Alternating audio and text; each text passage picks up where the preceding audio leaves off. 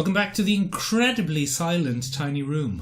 It is. It's got noise cancelling powers. I know. After being in the pub and recording in the pub last week. I know, but the ambience, Michael. The ambience. I miss the ambience. The ambience. John's great. John's not with us anymore. He hasn't died. He's just to be clear, John's still with us in that sense, yes. But he's no longer in the tiny room. No. So welcome back to the tiny room. I'm Michael, host of Micheal and Benjamin's podcast, and with me is my unusually... I can't think of a positive word. Unusually co-host. He's my unusually co-host, Ben. Say hello, Ben. Hello. Oh, Ben. You didn't go... Oh, no, yeah. I didn't. I don't know. Do you want to do it? I don't want to pigeonhole myself. I want to branch out to other podcasts, and I feel like if I limit myself now... Wait, hold on. You want to branch out to other podcasts? I'm staying in this one, but I need to do work on the side, Michael. I've got kids. First of all, no, you don't. Second of all, true. And are you seeing other podcasters? I didn't want to tell you this way in front of the listeners, Michael, but what podcast are you doing? I'm on an automated mini trains monthly podcast. No, you're not. I don't like automated mini trains, but my co-host is very attractive. Oh, it's a lady. Yeah. Look, Regina. Benjamin. I'm going to stop this lie. The automated mini. I'm going to stop this lie in its rail tracks. Enthusiast. I know the miniature rail enthusiastic scene in Ireland. If there was an attractive woman called Regina, I would know. I would know her. No, I'll never leave this podcast, Michael. I'm afraid I'm going off the rails on a crazy train that isn't painted delicately by Regina. Yeah, no, I'm bound to see this out. Yeah, I'm regretting it now, though. Anyway, Ben, we're back from seeing, what was it? What did we see last week that we hated? Oh! Fucking Inhumans. Inhumans, yeah, it wasn't great. So, do you want to hear the box office? Go on, give me the breakdown. Well, we posted on Instagram how many people were there? Maybe 15 people? 15. If even. 15 people. A generous 15. Yeah, probably somewhere between 12 and 15 in Cineworld, which is the biggest cinema in Dublin. It is. At 8:30 on a Saturday evening. Now, thinking back, there was a football match on that same day, and Electric Picnic, which is a very popular music festival. So it may not have been reflective of the overall interest in Inhumans. Yeah, so box office wise, it has done kind of all right for what it is. Really? Yeah. It's going to take in less than 2 million. But is it people like us who are just going to see it because they're completists and we have to? Because they have a podcast. Because they have a podcast. It's just an ocean of Micheal and Ben's. And poor unfortunate John's. Probably. What even is this? Probably yes, to a certain extent. It has made more money than Game of Thrones did when they did this. Did Game of Thrones do this? Yes, the season something finale was released in IMAX. I see. The one about the wall. The wall falling down or the wall... No, I think it was 2 years ago. Is that major spoilers? Yeah, big spoiler there. Should I edit that out? No, it's just people's own fault. Sorry. So yeah, what the sickening part is, I don't even watch Game of Thrones. No, he doesn't even like it. He doesn't like things that are fun and enjoyable. God, no. That's why I did the podcast. This is the bitterest this podcast has ever been. And yet I've got a huge smile on my face. This sounds very much like a final podcast. Anyway, Inhumans box office fine. Like, not by any stretch of success. Like a fucking disaster, but not amusingly bad. Like Kevin Feige will be laughing at Ike Perlmutter. So you could say they booked it up. Oh well, it was every inch the Scott. Look, how long? How far are we in? We're nearly 4 minutes. We've had a bit of time to ruminate. What did you think of it in hindsight? Do you still not like it? I think it's really messily edited. I think the fact that they shot it in IMAX is actually a crutch, or actually a hindrance more than not even a crutch. It's just an absolute hindrance because they keep going for these big well-framed shots and things like that. But the thing about well-framed shots, if you're going to do symmetry and things like that and well-balanced shots, you should really have quality cameramen working the thing. The sets still look very cheap and very sparse, and there's not a lot of visual interest in any of these really nice symmetrical shots they go in. And then, more importantly than any of that, I still can't get over how badly acted it was. Yeah. I was going over it again in my head. I know you were, yeah. It's so badly acted. Yes, it's poor. The acting is poor. Like, Black Bolt is Mr. Bean's nephew. Like, his facial expressions are all over the place. Yeah. And I know they have to be because he doesn't really get to do a lot. But it's the same facial expression with higher eyebrows or lower eyebrows depending on the severity of emotion. So I reread 1999's Inhumans Volume 2. Oh. Is that Neil Gaiman? No, Paul Jenkins. Oh. Jay Lee. Oh, I like Jay Lee. Yeah, he's good. Does some real nice art. Yeah, do good art. A lot of black. He's a big fan of black. He likes black. Anyway, in that they really balance Black Bolt being the main character with him being a distant, detached. Like he's almost like it's almost like Black Bolt looms over the story. Oh.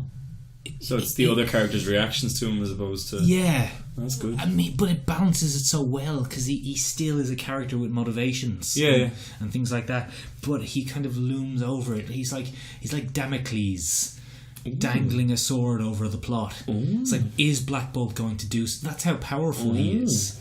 Like, because if he ever decides to intervene, that's it for whoever's in opposition. Exactly. Pretty much. Yeah. But then this Black Bolt gets beaten up by cops in Hawaii.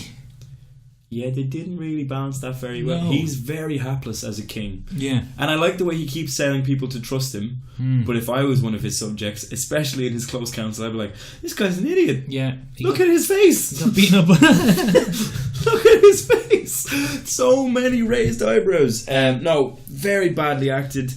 And so badly paced. Well, it was a TV show. It was TV show paced.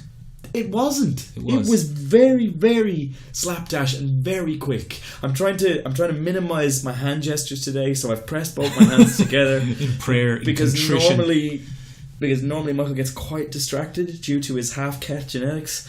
It's not working. He's still over here. There we go. Who's a good boy? Psylocke is still where we left her last week. She is. She's sitting right in the same spot she left her last week. Go on. Anyway, what were you saying? Slapdash. I just thought the pacing was really, really wrong. You run through any of this, it built none of the characters' motivations. Mm-hmm. I think you could have done the first 2 episodes introducing us to the world of Adelan. Mm-hmm. I thought the whole opening shot where you just get shown this girl who's an inhuman. That was awful. And then she gets killed. And she just gets shot. You have all this investment in her fear and her... She would have been a perfect lens into Inhumans. I know what you mean. That might have been a bit obvious. As opposed to the weirdly badly acted, completely unrelatable Council of crap. Council of Genetics. Council of Genetics. Like, I'm sorry. They're it feels wrong to single out the women, but the lady actresses, they were lady not. Actors, they were across not the board. The highest caliber. That girl who gets killed. What are you, an Inhuman? Oh, you mean Inhuman's journey into exposition? Yeah. God. That was the other thing I hated about it. Just really bad storytelling. Mm-hmm. They let none of the story unfold naturally. Everybody reiterated their motivations. Karnak said about 85 times, I need to find my king. Karnak was the only one who did any acting.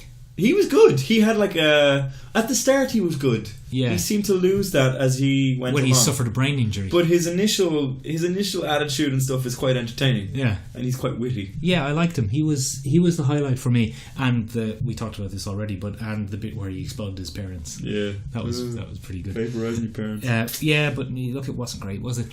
Nah, it was a bit crap. What about you? What did you ruminate on? Well, the main thing was just how TV it was. Just how you have to take... So ABC. Yeah. How you have to take these isolated, mysterious, very inhuman characters. Like, their motivations are usually very inhuman. They basically made them X-Men. Put them on the run in Hawaii. Yeah, kind of. It was Funny thing is, there's a line in the Inhumans comic, which was written 19 years ago. Where in that one, Atalan isn't on the moon; it's on Atlantis, which has recently resurfaced close to Portugal. And Namor has allowed them to. Namor is one of the side characters about whether they're going to be allowed to stay there or not and stuff like that. But there's a mercenary army attacking them, and one of the bad guys says, "Couldn't we have set up camp somewhere nicer, like Hawaii?" And it was almost as if they wrote the joke. Like 11 preempting years, 17 years in advance. Preempting the fucking show. Yeah. Anyway. Yeah. Lockjaw was kind of cool. Yeah, but they spent their whole budget on that. Do you remember Gorgon's feet? Oh, the big prosthetic. When he was walking on the sand and he couldn't walk because he was in prosthetics. His surf friends. By the way, if you want to beat Gorgon in a battle, just go near the ocean. Yeah, idiot. He walked in. I suppose he'd never seen the ocean, but also, like, he thought he could just. Like, could he not feel the huge force of this large, like, threatening object? Idiot. There were a lot of idiotic manoeuvres. See, this is the thing. That's the other thing. There was this weird juxtaposition between what the Inhumans knew about Earth and what they didn't know about Earth. For example, they knew what cars were. Yeah. They knew... what hair clippers are. Yeah, what hair clippers are. Didn't know what the ocean was. Dopes. Yeah, it wasn't great. Look, keep an eye on it. Maximus wasn't even mad. No, he wasn't Mad Maximus. He was just Maximus the slightly justified? Yeah, Maximus the really quite justified and well-planned, almost bloodless coup. Egalitarian Maximus. Yeah. Doesn't have the same ring. He led an almost bloodless coup. The only person who got shot was Triton, and I reckon he's alive. The only casualty was Medusa's hair. Yeah, he shaved Medusa's hair, had some guys shoot Triton. Triton probably survived. I think he's alive. He's out there somewhere. Yeah, he's definitely out there. Hopefully being recast with someone who can act. He had a very bad prosthetic job. I remember distinctly feeling a phallic vibe off his prosthetics. He did look like a green penis. He looked like a gangrenous penis. Was that on the spot, or did you think of that later? No, I thought it was on the spot. That's pretty good. A gangrenous penis. That's the episode title. Anyway, oh, fuck. Just thinking of how Inhumans kind of went a bit wrong and went a bit wonky. Yes. We're going to have one of our famous negative episodes. Yay! Megasode. We're a pretty positive podcast. We are. We're quite positive people. In general. So let's have a little negasode. Woo! And we're going to talk about 4 comics that we enjoyed and where they went wrong. Yeah, where they jeffed the shark or jumped the shark. That will make more sense in a moment. More sense in a few minutes. Again, we had this conversation off air, I think. I think we did, yeah. But I have this thing where, I'm sure I'm not the only one who thinks this, but when you're judging a serialized story, you can't really tell when it's gone wrong. Very hard to do so. When you're in it. So for my choices, at least, I have things from the late, most recent is 2006. So everything I'm going to talk about is at least 10 years old. Mine are also, well, no, one of them isn't, but one of them is. I have another one that I could talk about that I think is currently jumping the shark. Oh, excellent. Should we explain what jumping the shark means? Sorry, yeah. So what even is jumping the shark? Jumping the shark is a phrase that came from Happy Days, of all places. Happy Days was a well-loved sitcom. Don't explain what Happy Days is, because then we're just going to... Oh, it's going to be sitcom. You know what I mean? Sorry. Or else you're going to have to explain what a sitcom is. Anyway, prior to a moment that became recognised as jumping the shark, Happy Days was reasonably realistic, reasonably rule-following, followed its own rules continuity-wise series. Yeah. However, TV audiences are fickle. Yeah. They often need a little injection of interest, things like that. And in a certain episode of Happy Days, the Fonz, a beloved character, King of Cool, in that particular universe, not in anybody else's, actually was what do you call that activity? Water skiing. Thank you very much. Water skiing. That's a little blip there, transformer down. Water skiing, and quite literally jumped over a great white shark. And this broke all the rules of Happy Days because there was no realistic continuity. It was very out of place with the rest of the episode, and it became the term which is jumping the shark. So when a series takes a complete turn for the worst, usually, and abandons all its previously maintained and carefully built rules, it's called jumping the shark. I would say, I'm not disagreeing with you because you're absolutely right.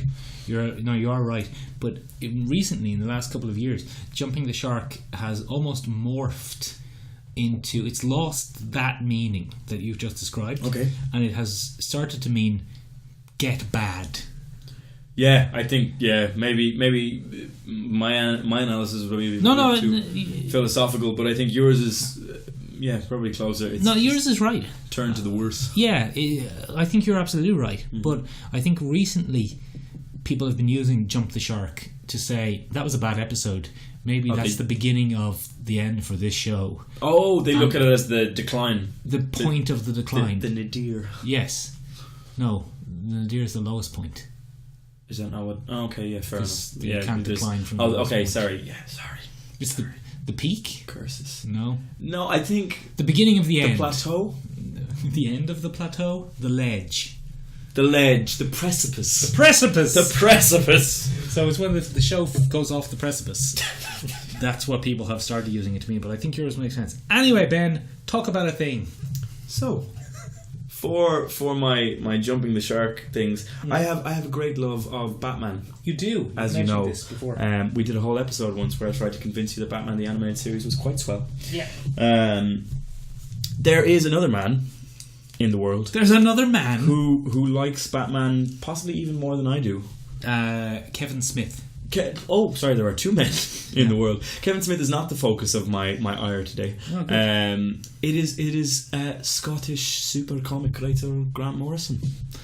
Is that what Grant Morrison sounds like? He sounds a little bit like this. Does he? Yeah, it's very soft. I think that's probably a good Mark Miller. I think they're both same ilk kind of thing. So I focused on Grant Morrison. He's a bit odd. Bit of an odd man. But Grant Morrison is also widely recognised as... That's a cat biscuit. Writing... Oh, sorry, I thought that was part of your action figure. It just touched a cat biscuit. Goddamn cat owners. And widely recognised as one of the more literary comic book writers. Or maybe one of the more experimental comic book writers. Alan Moore. Working in comics. Yeah, like a young... overzealous Alan Moore.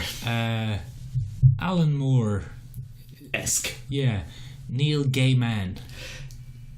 I think, what separates Grant Morrison, I think, from Neil Gaiman and Alan Moore is Alan Moore and Neil Gaiman are quite happy to tell stories that don't necessarily answer all your questions, which is very frustrating for some readers. They're quite happy to let mystery lie as it sits. There's a lot of unknowable aspects to Alan Moore and Neil Gaiman. Grant Morrison, on the other hand, is very much into just breaking down the past, the present, and the future of different characters at a molecular level, and like he goes back in timelines and he takes aspects from the thing and he puts them in modern context, and he tries to fix a lot of the mess that's come from Silver Age comics and things like that. Silver Age comics was...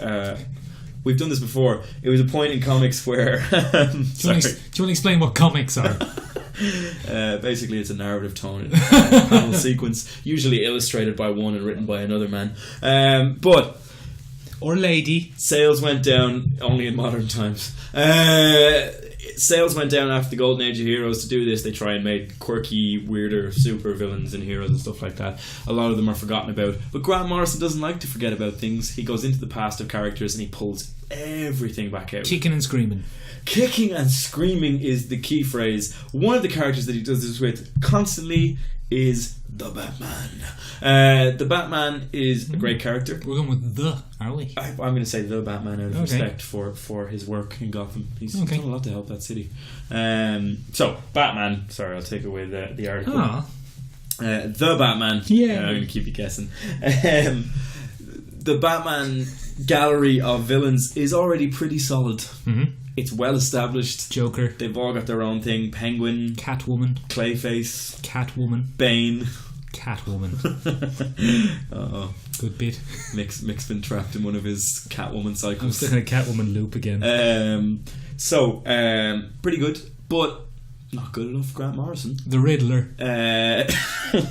Catwoman. Grant Morrison did a long run for DC on Batman called Batman R.I.P. and Batman the Black Glove.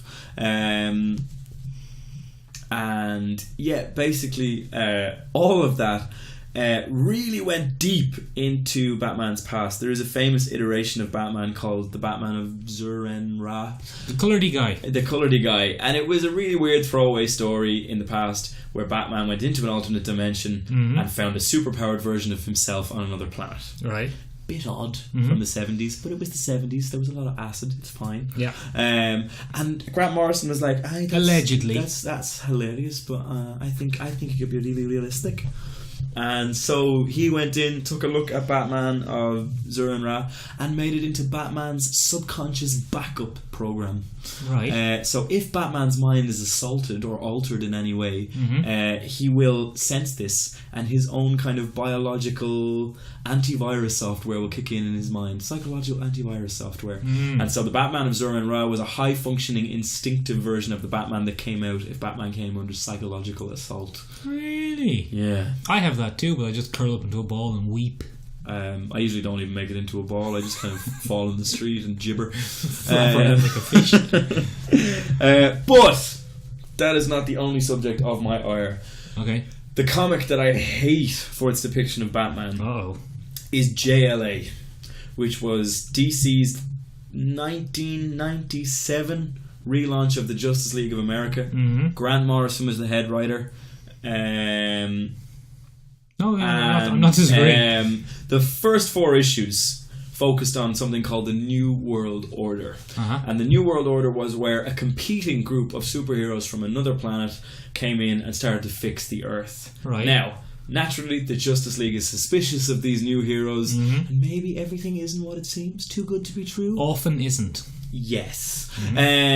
Turns out they're white Martians, which are the evil version of Martians in DC's universe, and they were there to take over the planet. They were going to help people only insofar as it served their goal to remove the Justice League, and then they were going to take over the planet. Ah, a bunch of dickheads. To do this, they managed to outwit and overpower every single member of the Justice League. Except for Batman. Obviously, he's Batman. Okay.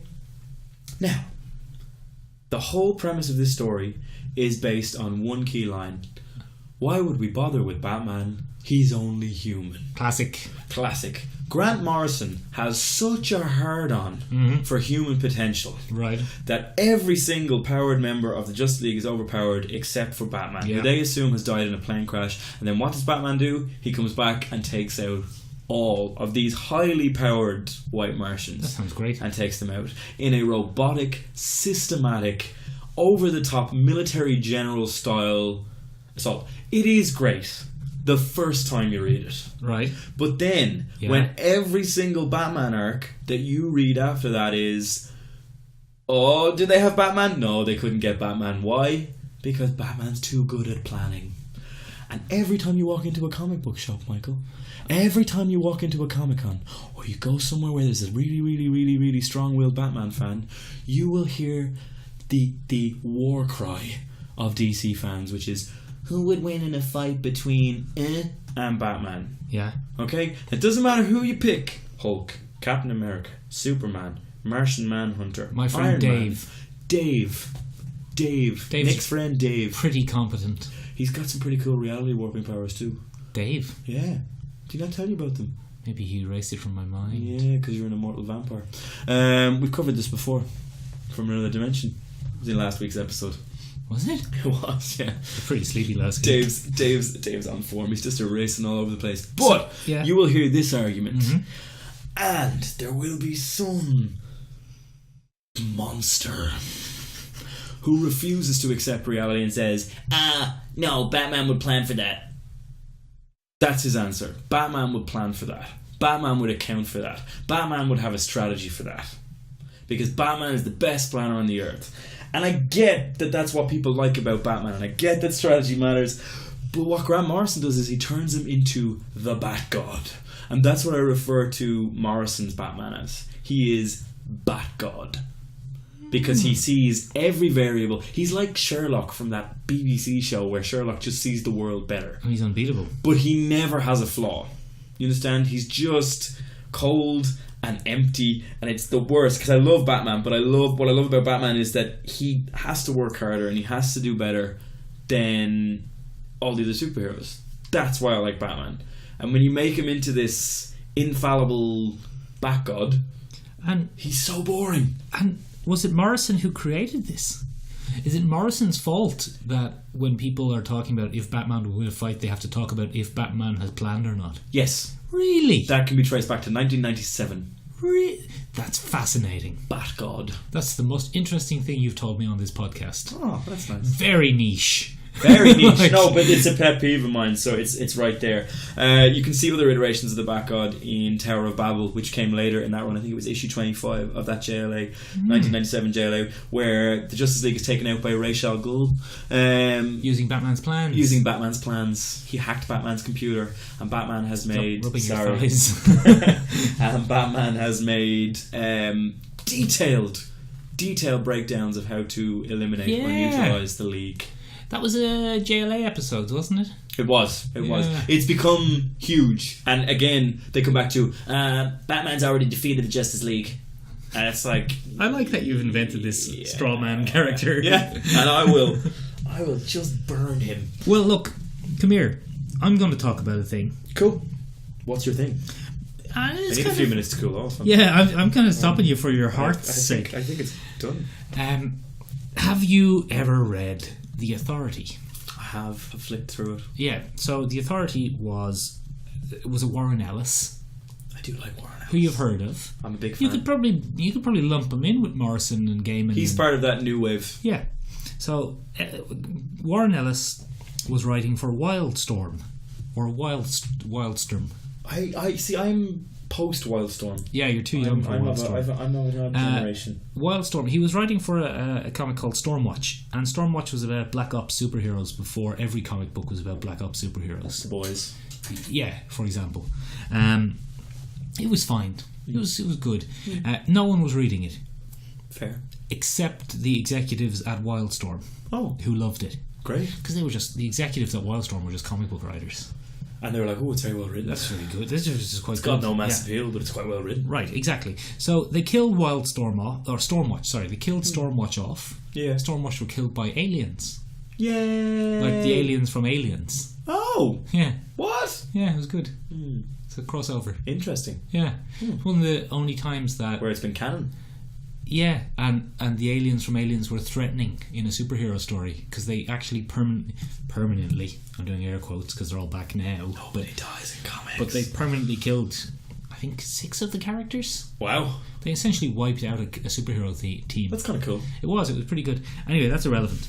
The surviving characters and some new characters were brought together to make The Authority. Sure. And The Authority are a bit of a JLA Justice League pastiche. Yeah, there are a lot. You have the Midnighter. He's like Batman. Batman knockoff. But Batman who can calculate a fight before it happens, just like Karnak in the Inhumans TV show, but not the Inhumans comic. You have Apollo, who's basically Superman, and they're gay gentlemen.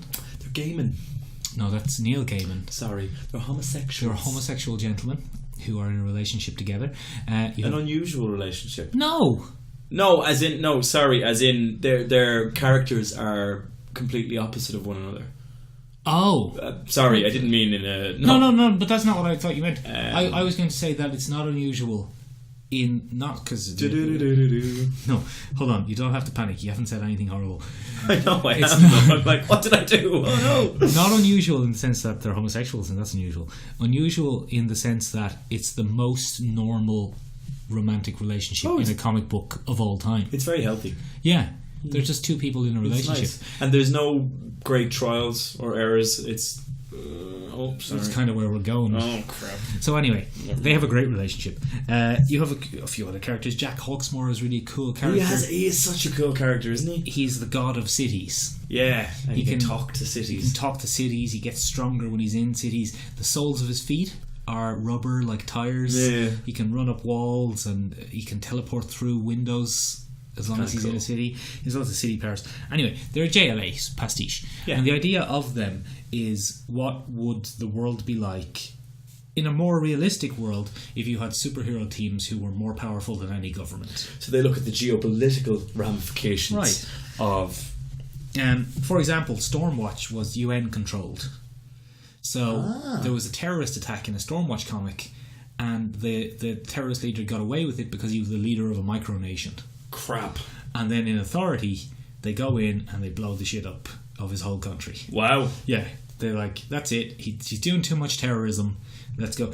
Pre-September 11th. It's the weird Mandarin knockoff. Yeah. Yeah. So it was pre-September. I have the hardcover there. It's great.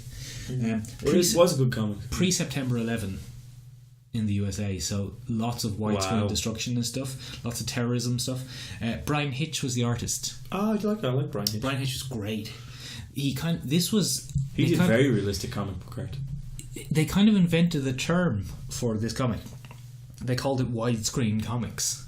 Oh. And he was the one who basically made this modern comic style of looking like a big screen movie. Yeah. Great. It's a great comic. The first 12 issues are fantastic. They fight a terrorist attack. They fight an attack from an alternate dimension. Yeah, I love the alternate dimension one. Very strange. And they fight an attack by God, who is this giant organism who created the solar system. It's fantastic. A criticism you could level against it is that it's quite samey. Yeah, well, in each same one, characters each time. Yeah, Jenny Sparks was great. Jenny Sparks is pretty good. She smokes cigarettes, so she's edgy. She's very edgy, and she wears a Union Jack shirt with no apologies to anyone. Yeah. Anyway, characters are great. Action is a bit repetitive. Yeah, well, each arc focuses on, here come the things out of the sky, let's fight them. But the art is amazing. It's really like what the Justice League would be like if they lived in a world where they didn't have to stay within the continuity of other comic books. Yes. You can have big world-changing events and not have Batman simultaneously fighting a small battle in Gotham because he has his own comic. Anyway, loved it. Great. Volume 2. Ellis and Hitch leave, and they're replaced by beloved comic creating duo Mark Millar and Frank Quietly. I'm going to say Quietly, but it's because I don't know. I like Frank Quietly. That man. I like him. Yeah. I think he has a really interesting style. That's very weird, flexible, weird scrunchy faces. Animated. Like, it's very biological. Yeah. That's how I tend to describe it. Yeah. The lines are very unangled. Yeah. Did some good work on X-Men. Yeah, he does some good stuff. All-Star Superman was very good. All-Star Superman was good. All-Star Batman was very good. Art-wise. That wasn't... Was that him? Wasn't it? You know, the pig-faced people? Oh, that's Batman and Robin. All-Star Batman was a weird thing that Frank Miller got to do with Jim Lee. Okay.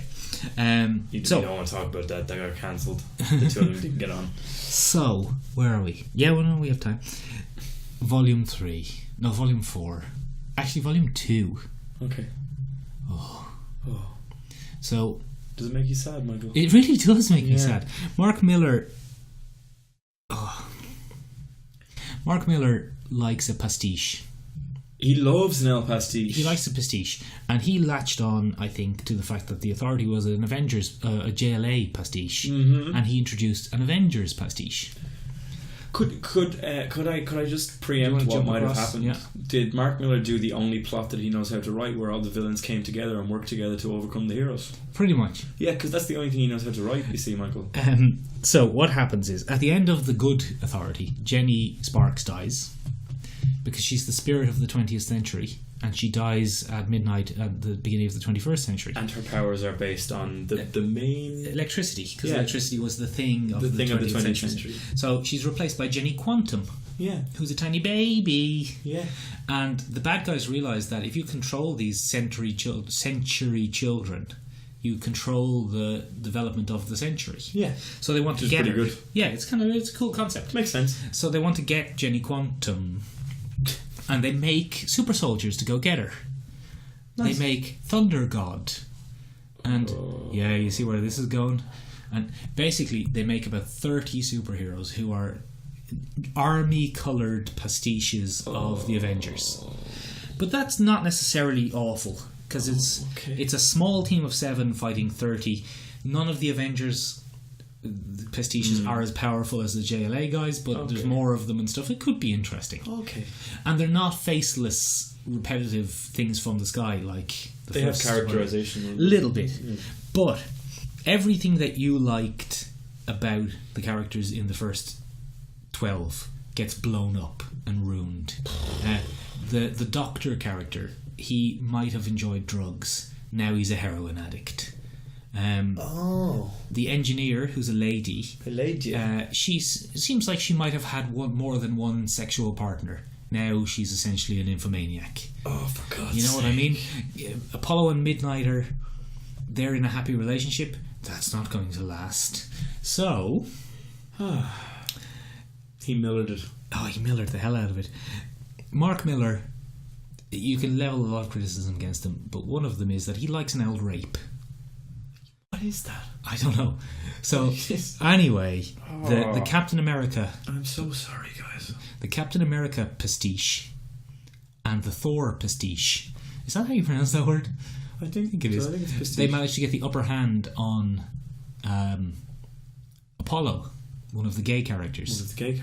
And it's very strongly implied, but not shown, that they beat him and then rape him. And then kidnap him.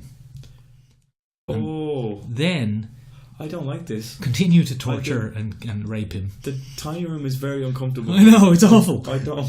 Then Midnighter, the Batman character, rescues him, kills one of them, or I think he maybe frees Apollo and Apollo kills him. Doesn't matter. But the other one survives. Oh no. And then Midnighter rapes him. Revenge rape. Anally with a jackhammer. Ooh.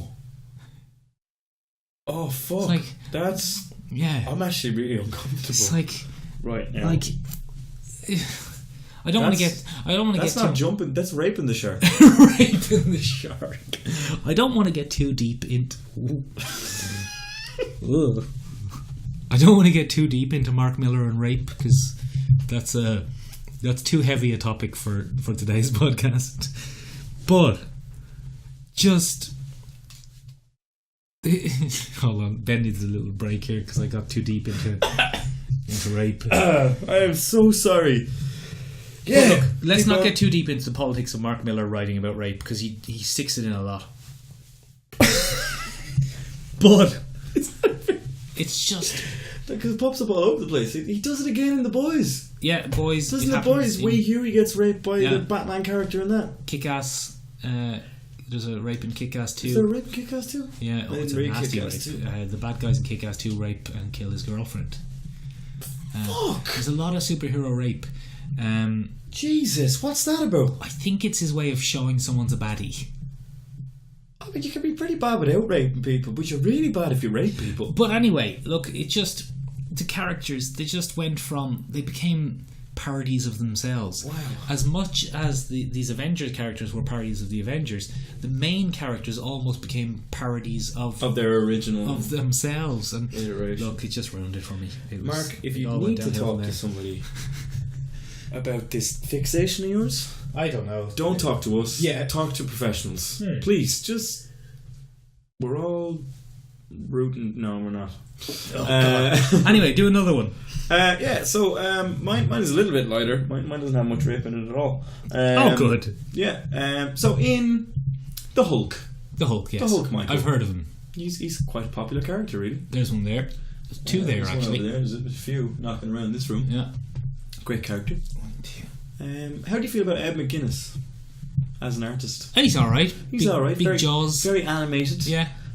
Strong jawlines, Yeah. noble chins, Yeah. square heads. Yeah, big square heads. Nice musculature, it's good. Yeah, he does good muscle and a big square head. Does muscle. So that's a good combination. Ed Where's he McGuinness and the from? Hulk, they go together. I think Ed McGuinness is American, Yeah, but I think he's probably 1/16th Irish somewhere. sweet.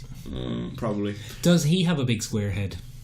He doesn't, I don't think so. I don't think so. But everything he does in that style. He's actually a hyper talented artist. He can do oil paintings and things like that, but he opts for Big a much square more heads. cartoonish style in how he. I once read he did, of the run I'm about to talk about, he did 2 versions of the comic. He did one in a hyper realistic style that he sometimes uses. Did he? And he did one in an animated style, and you can compare the two. It's very interesting. That sounds great. Yeah, Post a link in the I will description. post a link in the description. It's very interesting. Anyway, in 2013, Hulk was a little bit down That's quite recent. on his... Yeah, not that long ago. The run began, and this has become kind of a defining run, because it introduced a very important character Who? to the Hulk universe. Rulk, or Red Hulk. And Red Hulk was this mysterious new Hulk who Yeah. could take on and beat the old Hulk. Uh-oh. Okay? Does he have a big square head? He has a big square head, and he has a buzz cut, a military buzz cut, Like he's which an makes army him man. even bigger and squarer. So, this was fine. They introduce new characters all the time. Yeah. It's nice to have an exact Who wrote match. it? Well, Have I jumped your gun there? Don't tell me then. You jumped the gun. But I was perfectly okay with all that. That's fine. Yeah. But then another writer started to do a Morrison, where we went into the Hulk's past and started to pull weird things from the Hulk's past Yeah. out and just drag it out again and again and again. And then we started taking not 1 or 2 villains to focus our story on, but 6 or 7 villains that we had to jump around with. Not unlike Hush when he did Hush. Same writer who has a weird fetish for taking all the villains of something and dragging them in. It's Jeff Loeb. Oh! It's Jeff fucking Loeb. Oh! Who, He's with Marvel TV now, isn't he? yeah, he's a producer. He's like a producer for their Netflix run. Oh no, He did part of Daredevil. No, he did Daredevil. Did he do the good bits of He Daredevil? did the good bits of Daredevil. Stop the lights. He got more influence, you see, I'd say, after it did well. So I'd say that's why I got Loebier. Oh no. And the characterization is all over the shop. So, consistency is not Jeff Loeb's talent. No. When it comes to characters. Fucking things up is his talent. He tends to write characters that are a little inconsistent. Sometimes they're likeable, other times they're just insufferable. Oh. And he is largely responsible for turning Bruce Banner from the victim of the Hulk into a neurotic, pissy Woody Allen ripoff. You'd think. He writes a very unlikable Bruce Banner. That's very interesting. He writes a very unlikable Bruce Banner, and that became a weird crux in the Marvel Universe where Bruce Banner, they kind of did this weird thing, you know the way they do with Batman where it's like Bruce Wayne is the mask? Yeah. In this weird thing they did Hulk as the mask. So it's not the Hulk you should be afraid of, it's the guy with the genius level intellect who had an abusive childhood. Interesting. They did this weird switch of character and he wasn't sympathetic anymore, he was a bit of a dick. Huh. So anyway... Did he still have a big square head? He still had a Does Bruce Banner have a big square head? No. Little round head? Little roundy head. Little roundy head. Round is weak, square is strong. Okay. In McGuinness art. Now, I'm eating your pen, sorry, I it's forgot fine. this You was can yours. have it's fine. I have lots more. The important thing is that this is fine. I enjoy Hulk smash 'em ups. They're kind of fun. I could even get past the dipping into his past. The Defenders make an appearance. The original Defenders. Oh, they're great. We talked make about an them a few appearance. weeks We ago. did. They make an appearance in this run. It's all good. The Wendigo makes an appearance. Or Wendigo. Wendigo, depending on which pronunciation you choose to use. Yeah. But Big square it's head. the end of this run that annoys me. The denouement. Yes. The villains of this run have figured out a way to siphon gamma energy from a Hulk and put it into others. Yeah. Making them into Hulks. This is how the Red Hulk comes to light. Right. And initially when the Red Hulk is brought on the scene, Bruce Banner is gobsmacked. he's like, oh my god, how did you do this? How has someone siphoned my power and made a functioning Hulk? Because the big difference between the Green Hulk and the Red Hulk is still the original bearer's personality. Yeah, real dickhead. With augmented strength. And he's bewildered by this. He doesn't understand how this is possible. And but then at the end, turns out they can do this with whoever they want. And so what they do to throw the Hulk off his game and stop him saving the day is they take all the superheroes in the Marvel Universe and they gamma radiate them and turn them into Marvel Hulks. Oh, that's where that came from. And every single superhero, Storm, Deadpool. Wolverine, Deadpool, Hercules, Tigra, all of them, Black Beast, Bolt. Cyclops, Black Bolt, Really? don't ask me how they did it. I don't know. But all of a sudden, Captain America, but they all keep their costumes. Stretchy costumes. Unstable fabric molecules. The Captain America Hulk still uses the shield. So anyway, this is such a lobe thing where it's like, oh, wouldn't it be cool if... You know that stupid conversation you have with your idiot friend where it's like, oh, wouldn't it be cool if... Shut up, John. That wouldn't be cool. No, shit. I went for a generic. Not our John. Not our John. Take that, John. Damn it. Do us a favour and come on the podcast, will you? I went for the most common English name. Oh no, you called him English. On the planet. English linguistically based name. On the planet. John, I'm so sorry. Wow. Anyway, I'm going to end it on that one. I kind of jumped my own shark there. Anyway, right, look. So, this kind of links in, actually. I'm gonna disagree with you a little bit. Oh, bang on for time. This is fucking professional. What was that? Oh, shush, sorry. Okay. I'm going to disagree with you a little bit. Okay. Because 2002, I think, The Ultimates. The Ultimates. So, Ultimate Spider-Man had been launched maybe 2 years before. Bless them. A retelling of Spider-Man. Bless it. A fucking long version retelling of Spider-Man. Brian Michael Bendis. Yeah, Brian Bendis, one of the kind of creative powers on Ike Perlmutter's team of people who decide what's allowed happening in Marvel Comics. Doesn't matter. So, Ultimates is launched 2 years later. A retelling of the Avengers, basically. An absolutely fantastic comic book. I think it's pretty amazing comic book. Mark Millar, interestingly enough, doing it well. But Mark Millar, under the constraints of writing for a company who aren't going to let him do horrific scenes. Good. Yeah. Good. You see, I think with a bit of reining in, he's quite good. But this is where I disagree with you. The banner in that, the Bruce Banner Hulk in that, is a snivelly little weasel man. And I think at one point someone even says who would play him in a movie, and they say Woody Allen. Really? Yes, but this, I think you've stumbled onto something that's going to reinforce my point. One of the best things about the Ultimates is the Marvel Cinematic Universe as we know it today springs forth from the loins of that comic. Absolutely. Yeah. The Captain America we have today is Ultimate Captain America. He's not the original Captain America. Yeah, no. The Nick Fury we have is Ultimate Nick Fury. Much better. The Iron Man we have is pretty close to Ultimate Iron Man. A lot closer. Hawkeye, you could take or leave. Black Widow, who cares? But a lot of the characters are... Even Thor, even the first Thor movie... where people didn't know if he was really a god or just some sort of lunatic. Yeah. That's very much from the Ultimates. So the Ultimates, which is how you would treat someone who went around calling themselves as undergod. Yes. So the Ultimates was great. Yeah. The first two arcs were fantastic. Nobody gets raped. There's some brutality, but there's no rape. There's no raping. So Mark Millar, great. He does a great comic. It's very good. It's very enjoyable. The second arc of the first volume, a little bit weaker. Where all the villains came together to overpower the heroes? No, that wasn't Mark Millar this time. Was it not? No, he doesn't do that. In the second arc of the Ultimates, the first arc is fantastic. It's the Chitauri, isn't it? It's the Hulk. Oh, shit. What?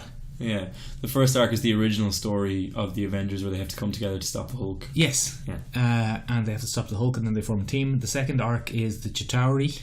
Which again, from the lines from which our whole cinematic landscape is curved. The third arc is a little bit weird. It's the arc where we meet the ultimate Loki. Oh yeah. And it turns out that Thor really is Thor, and Not mentally ill. He's not mentally ill, but Loki has been subtly changing things. But he's pretty powerful. Like he's a reality shaper, yeah. And we find it Loki creates this situation where everyone thinks Thor was a super soldier made by the Norwegian government. And there's like a Captain Britain. So he's like Captain Norway, essentially. Yeah. But that turns out to not be true. He is actually really Thor. The God of Thunder. And there's a big showdown, and the art is amazing. It's Brian Hitch again. Cinematic Brian Hitch. Cinehitch. Without the Ultimates, I don't think we would have the movie and TV landscape. It's a world-changing comic. Yeah, if only for the legacy that it gave us. Yeah. Then, Volume 3. Oh, fucking Volume 3. New artist, Joe Madureira. Oh, I don't like his stuff. Look, he's anime inspired. And he was very, very, very popular in the 90s. Interestingly enough, I think that the Brian Hitch style became popular as an antidote to that heavily anime-inspired 90s stuff. Fair. Because before, that's all there was. X-Men was very popular. His X-Men were really popular. Battle Chasers? Don't know. Talk about it another Sorry. day. So, that's the artist. Look, I could take or leave him. Yeah. They redesigned a lot of the characters. And they gave a lot of the characters new costumes, which were much closer to their current Avengers costumes than they were to the Ultimates costumes. Because the Ultimate costumes were cool. The Ultimate costumes were pretty cool. Like a lot of what the cinematic universe looks like now is kind of based on that. Hawkeye got a mask with a bullseye on his face. So he was then Bullseye or something. But he got a lot of Bullseye's powers. He had he could kill you with anything. He kills a man by pulling out his fingernails and flicking them at him. But Volume 3. Oh, and they go heavy on the Scarlet Witch Quicksilver incest thing. Yes. Volume 3 is the Scarlet Witch Quicksilver incest thing. Which was always heavily implied. Well, actually, it was Brian Hitch who drew that cover, the famous Scarlet Witch Quicksilver incest cover. So that was Miller. Yeah. Okay. He introduced that idea. It was implied, though. Yes. Then, Volume 3, the shit fucking hits the fan. And Captain America was ridiculously old-fashioned. Yeah. Doesn't he? He becomes really basically fogyish. A lot of the things that I just said about why Authority went wrong become true of this. All of the characterization from the past 18 issues or whatever it was is gone. Fuck. They revert to their Marvel mainstream universe characterization and pastiche themselves. Yeah, Captain America loses his hard-edged soldier personality and becomes the Boy Scout from the 40s. Scarlet Witch and Quicksilver become mystic gypsies. Then she gets assassinated by a Doctor Doom robot. Who's supposed to be Hank Pym's Ultron? Yeah, Ultron turns out to be Doctor Doom or something. And they never...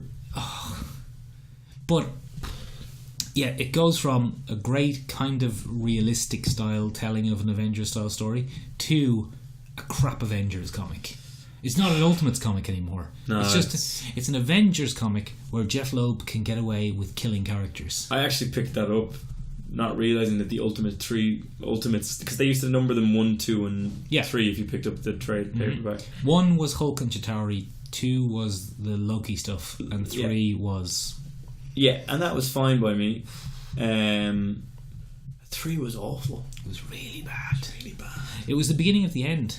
Then Jeff had his hand in Ultimatum, which was when the fucking Ultimatum. Yeah, I loved the Ultimate Universe so much. It was so pure. It was a great start. The Ultimate X-Men was great. Yes, you read the Ultimate X-Men stuff. It was brilliant. Magneto's characterization. I have issue 1. David Heller was in that as Proteus, wasn't he? Is that him? He's Proteus is Moira McTaggart's son. But she's Charles Xavier's son in that as well, so he became kind of an amalgamation character. Yeah, it was Charles Xavier's son in the Ultimate Universe, so it was kind of David and... One of the worst things that they did in the Ultimate Universe was Marvel Team-Up. Yeah, where they started combining Avengers and stuff like that. Well, they did lots of team-ups. They did Spider-Man and Daredevil, they did Spider-Man and Punisher. The annuals, wasn't it? No, it just had its own comic, Marvel Team-Up. Really? Ultimate Marvel Team-Up. Oh, I didn't know that. But the only problem was they were introducing a new character a month, and they didn't have the time to do it in the Ultimate style. So when they introduced Ultimate Daredevil, just Daredevil. Yeah, they didn't bother doing anything extra with him. It was just Daredevil, and then the Ultimate Punisher, just Punisher. Just the Punisher. And it started the steady decline. They said when the Ultimate Universe was launched that they would never cross over. They're totally separate. And then, eventually... Now, money. Not money, lack of money. Anyway, let us know what comic books you liked and then didn't like. Anyone ever Jeff a shark? Yes. Anyone ever go deep on you? Oh, that's not great. Maybe cut that out. Sorry. So yeah, do a like there, do a share, do a subscribe. Hit us up on Twitter. We got another tweet from Dean. Oh yeah? Yeah, we'll look at it next week. And Mark, talk to somebody. Okay, buddy. Cool. Bye.